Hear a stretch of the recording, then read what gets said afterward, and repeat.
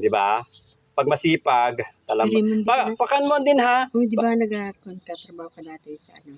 Wala pa nga, hindi pa nga ako ayoko muna kasi na-operan ako tita nga. Trabaho ka, para may, sa bagay kahit hindi ka man mag-work, kaya mong buhayin ng sarili mo.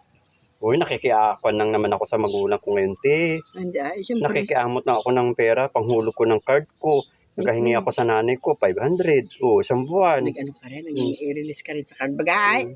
Matagal na ako, te, sa card noon pa. Saan ka na yung meeting? Dito, sa amin dyan, 2017 pa ako, te, magka-10 taon. taon. Ano naman ang project mo naman? Magka-10 taon na ako, te, sa 2017, ay 2027. Naka-insured ka na, at least naka-insured ka na. Naku! Ha? Sa pag 10 years ba, may makukuha din? Pag 10 years ka na? Pag namatay ka na at Visit ka? na-accident ka.